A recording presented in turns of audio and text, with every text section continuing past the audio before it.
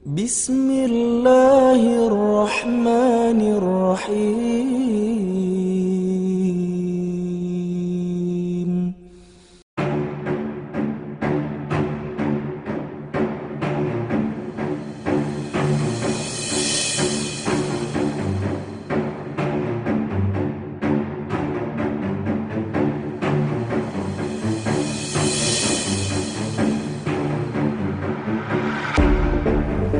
Assalamualaikum warahmatullahi wabarakatuh. Sosok Salahuddin Al-Ayyubi, inilah kisah selengkapnya.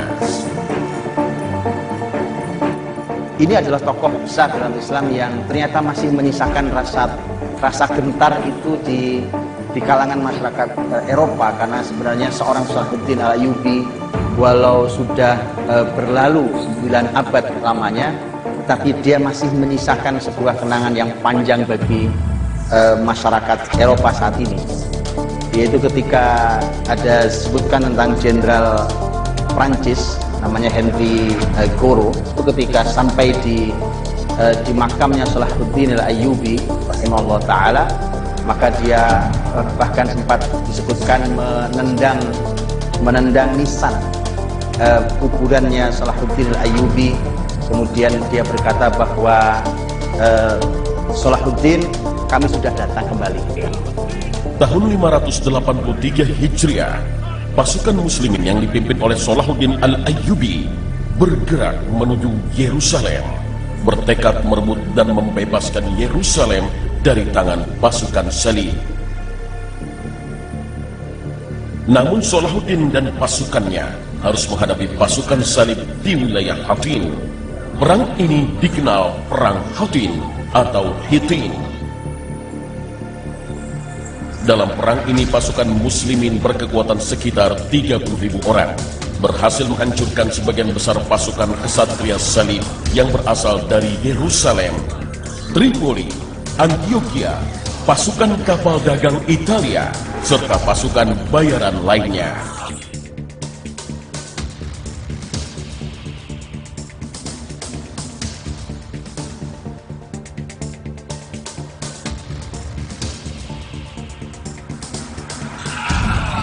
Untuk memancing emosi kaum muslimin, pasukan Salib memancangkan salib besar di atas Qubatu Sakhra. Salahuddin dan beberapa pasukannya segera bergerak cepat ke sisi terdekat dengan Qubatu Sakhra untuk menghentikan kelancangan pasukan Salib. Kaum muslimin pun berhasil menjatuhkan dan membakar salib dan menghancurkan menara-menara dan benteng-benteng Al-Quds. Pasukan Salib mulai terpojok. Mereka tercerai-berai, kemudian mengajak berunding untuk menyerah. Pasukan Salib akhirnya kota ini kembali ke pangkuan umat Islam setelah selama 88 tahun dikuasai oleh orang-orang Nasrani. Salahuddin Al-Ayyubi pun segera mengeluarkan perintah membuang salib-salib yang terdapat di Masjid Al-Aqsa. Salahuddin Al-Ayyubi bukan terlahir dari golongan orang Arab, melainkan dari suku Kurdi. Ia lahir pada tahun 532 Hijriah di kota Tikrit, Iran. Saat kelahiran Salahuddin, keluarganya sedang dalam kondisi terusir dari Tikrit. Sebagian orang memandang pesimis atas kelahiran Salahuddin, namun orang lain memberi nasihat bahwa bisa jadi Salahuddin akan menjadi pemimpin yang sangat cemerlang. Dari Tikrit, keluarga Kurdi ini berpindah menuju Mosul. Kemudian mereka berpindah lagi ke Halab atau Aleppo di Suriah. Sang ayah Najmuddin Ayyub dan sang paman Asaduddin Syirku membantu Imaduddin Zenki, hingga keduanya menjadi orang penting bagi sang penguasa Suriah ini. Salahuddin pun tumbuh di lingkungan yang penuh keberkahan dan kerabat yang terhormat. Ia belajar menunggang kuda, menggunakan senjata, dan tumbuh dalam lingkungan yang sangat mencintai jihad. Salahuddin kecil mulai mempelajari Al-Quran, menghafal hadis-hadis Nabi SAW, mempelajari bahasa dan sastra Arab dan ilmu-ilmu lainnya. Ketika Imaduddin Zenki meninggal dunia, kekuasaan bergulir pada anaknya Nuruddin Zenki. Inilah orang besar yang bercita-cita merebut kembali Palestina dari kekuasaan Nasrani. Namun merebut Yerusalem bukan hal mudah, karena pintu masuk Yerusalem adalah negeri Mesir yang kala itu dikuasai pemerintahan Syiah. Di mana seorang Salahuddin al-Ayyubi rahimahullah ta'ala yang dilahirkan pada tahun 532 Hijriah, dia hadir di masa tahun 532 adalah masa ketika negeri-negeri Islam itu berpecah belah.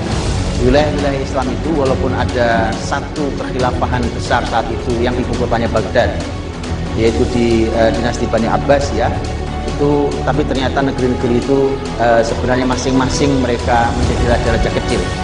Ditambah bahwa wilayah Mesir dan sekitarnya adalah wilayah yang berseberangan dengan kekhilafahan Islam, karena wilayah Mesir adalah wilayah yang sudah lebih dari 2,5 abad dikuasai oleh kepemimpinan Syiah yang berseberangan, bertentangan dengan kekhilafahan dinasti Bani Abbas ya.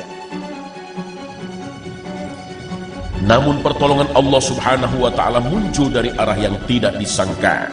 Mesir mengalami konflik dan terjadi pertikaian, hingga seorang pemimpin Syiah di Mesir meminta bantuan Nuruddin Zenki, penguasa Suriah. Nuruddin menganggap ini kesempatan mahal untuk masuk ke wilayah Mesir, karena Mesir adalah merupakan pintu Palestina. Orang-orang yang sudah menguasai Palestina, yaitu dari kalangan orang-orang salib yang sudah menguasai Palestina yang sudah lebih dari 80 tahun saat itu, maka kesempatan dipakai Nuruddin Zenki untuk mengirimkan pasukan di bawah kepemimpinan sang pamannya Salahuddin, itu Asad bin Shirkuh. Dari Asad bin Shirkuh, dia dengan memimpin pasukan itu, maka fungsinya Salahuddin adalah menjadi utusannya seorang Nuruddin untuk bolak-balik dari Mesir ke Aleppo. Seringkali ditugasi untuk pergi ke sana dan seterusnya untuk menyampaikan banyak hal dan belajar. Disitulah maka Salahuddin mulai punya interaksi yang luar biasa dengan militer, dengan kepemimpinan, dengan intelijen, dengan strategi dan seterusnya. Maka begitu masuk ke Mesir, maka Asaduddin Shirkuh kemudian nanti disebutkan bahwa beliau tidak lama setelah itu meninggal setelah mendapatkan kemenangan. Jadi berhasil membantu Mesir, dan Mesir dikembalikan kepada salah satu penguasa yang minta bantuan itu. Tapi seorang Asaduddin Shirkuh punya strategi untuk itu. Sehingga ketika Asaduddin Shirkuh sudah mendapatkan posisi yang tinggi, bahkan sudah mendapatkan posisi sebagai seorang menteri, maka seorang Salahuddin al-Ayyubi rahimahullah ta'ala nanti menggantikan posisi sang paman ketika sang paman meninggal.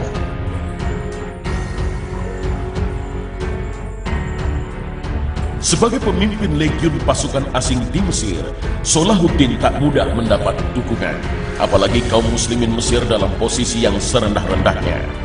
Tugas berat untuk bisa memobilisasi kaum muslimin menghadapi pasukan salib di Yerusalem harus ia siasati secermat mungkin.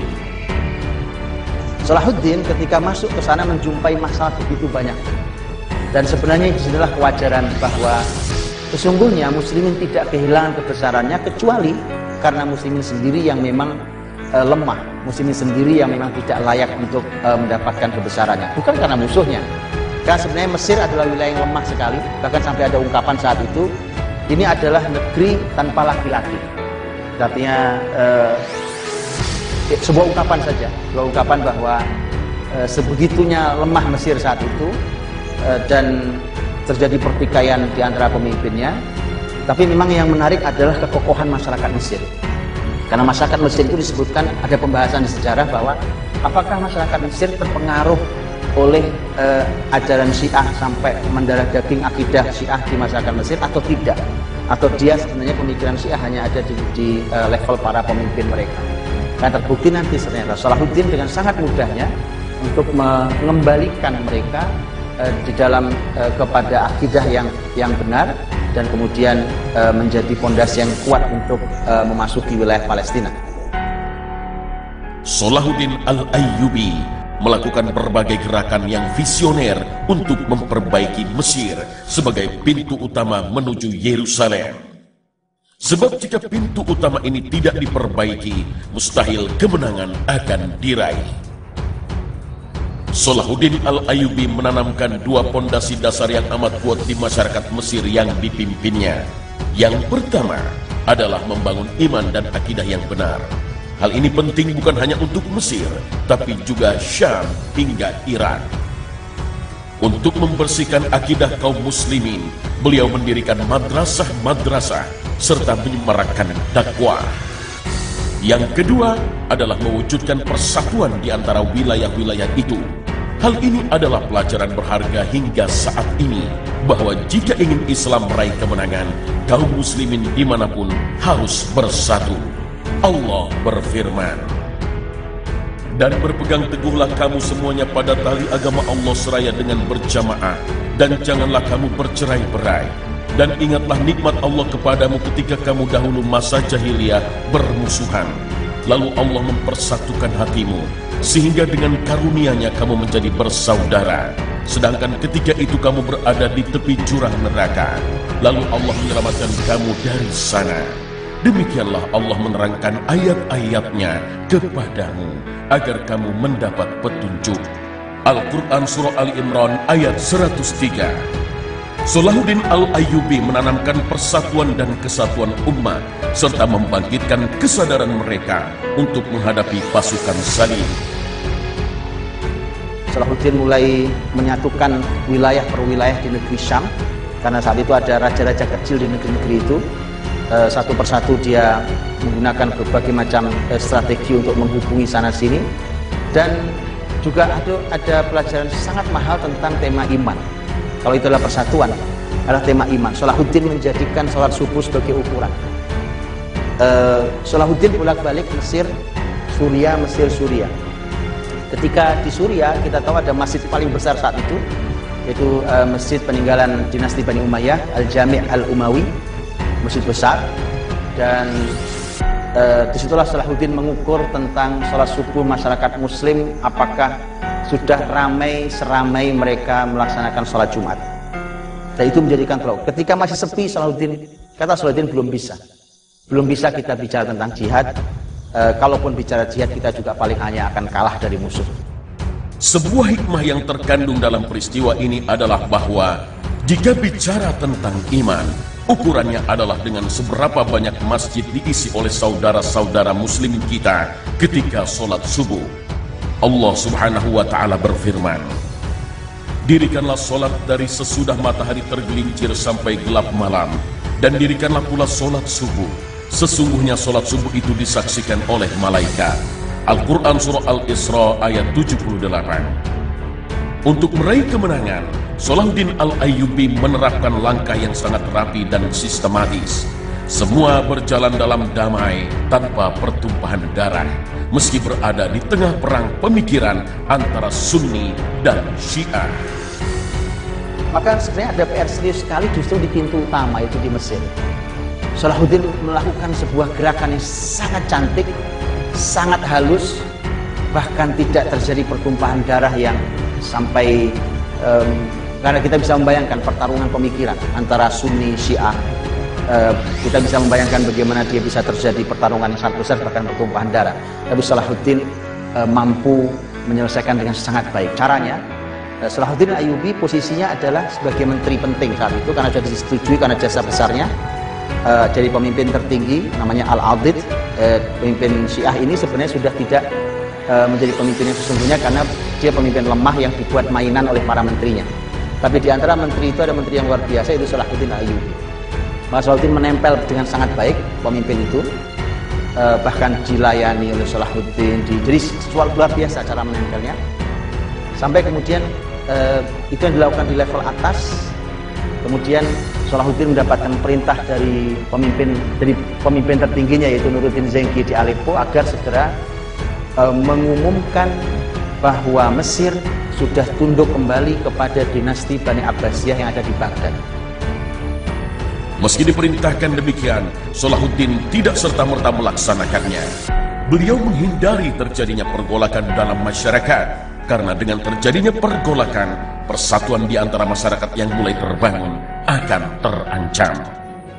Salahuddin Al-Ayyubi menggunakan cara yang amat cerdas, yaitu dengan memerintahkan khatib sholat Jumat untuk mendoakan para pemimpin Abbasiyah untuk mengetahui kesiapan dan penerimaan masyarakat terhadap hal ini. Ternyata sedikit sekali pergolakan yang terjadi karena hal ini.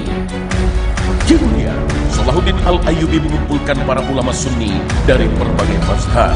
Salahuddin meminta mereka untuk tidak bertikai satu sama lain hanya karena perbedaan mazhab. Mereka juga diminta untuk mendirikan madrasah-madrasah agar masyarakat dapat menimba ilmu. Di antara para ulama pun diadakan pertemuan-pertemuan lintas mazhab untuk menjaga persatuan dan kerukunan. Di Mesir, yang dibesarkan oleh Salahuddin adalah madhab Syafi'i. Padahal pemimpin tertingginya, yaitu Nuruddin Zenki yang di Aleppo, itu madhabnya Hanafi. Itu pelajaran mahal untuk kita. Dari dulu sampai hari ini pun sama. Andai kita hanya bicara tentang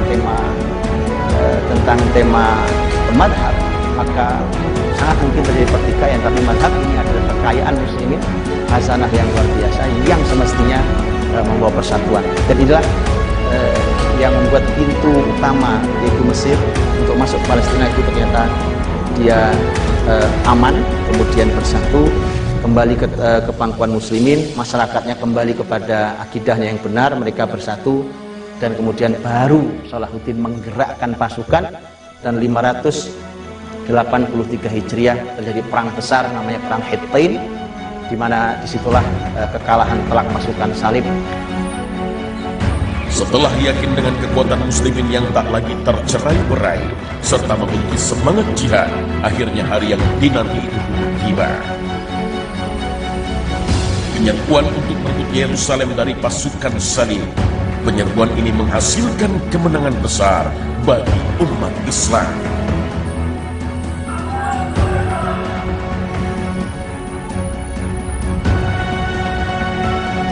Kemudian Salahuddin berhasil membebaskan Al-Quds sebagai pusatnya dan mengambil alih, kemudian memulangkan orang-orang Eropa ke negeri mereka yang bermasalah hukum, yang tidak bermasalah dilepaskan, sangat adil.